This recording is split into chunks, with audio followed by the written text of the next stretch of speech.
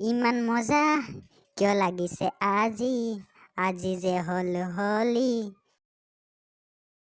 ৰাহু, তোক মই ফাকুৱা নলগাবি বুলি কোৱা নাছিলো নেকি? ইমান বাৰ কোৱাৰ পিছতো তই মোক কিয় ফাকুৱা লগালি? এতিয়াতো তাৰ শাস্তি তই পাবই লাগিব। আইতা ফাকুৱা লগালেনো কোনে এনেকুৱা কৰে কচোন তই? কোনে এনেকুৱা শাস্তি দিয়ে ক? মই দিওঁ। মোক এৰি দে না, মই ফাকুৱা খেলোগৈ। একদম এৰি দিয়া নহ'ব তোক। মই বাৰে বাৰে কৈছিলো যে মোক ফাকুৱা নলগাবি বুলি, কিন্তু তোক ইমান বাৰ ক'লো তথাপিও তেওঁ লগাই দিলি। ইচ, ফাকুৱাহে লগাই দিছোঁ তোক, গোবৰ লগাই দিয়া নাই নহয়। তাকে ইমান খং কৰিব লাগে নেকি? বোপাও, তই মোক ফাকুৱা লগাই দিয়াৰ কাৰণে মই তোক বেয়া পোৱা নাই। তই যেন মোৰ নতুন কাপোৰযোৰ বেয়া কৰিলি। সেইযোৰ কাপোৰ মোক মায়ে দিছিল। কাপোৰযোৰ মায়ে মোক কিমান বাৰ কন্দাৰ পিছতহে দিছে তই কি জানো? 10 বছৰ ধৰি এযোৰ কাপোৰকে মই পিন্ধি আছিলো, আৰু আজি নতুন কাপোৰযোৰ পিন্ধিছিলো, তই বেয়া কৰি পেলালি। একো নহয় দে।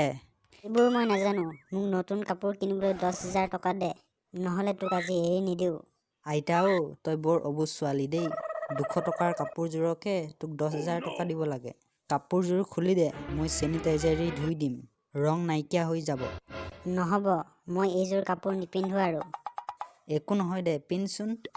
নিপিন্ধো কৈছোতো, দে মোক টকা, নহ'লে তই আজি ইয়াতেই থাকিব লাগিব ৰাতিটো। হাগা লাগিলেও তই ইয়াতেই হাগিব লাগিব। আইতা হ'ব দে, মই দিম দে। মই মোবাইল কিনিম বুলি টকা থৈ দিছিলোঁ, তোকে দিম দে এতিয়া, এৰি দে। এৰি দিম দে। তাক ঠগিলো আজি বাপেকে। মই কোনোবাই ৰং লগাব বুলিয়েই পুৰণা কাপোৰ পিন্ধি আহিছিলোঁ, নতুন কাপোৰ পাই গ'লো বল্লে বল্লে।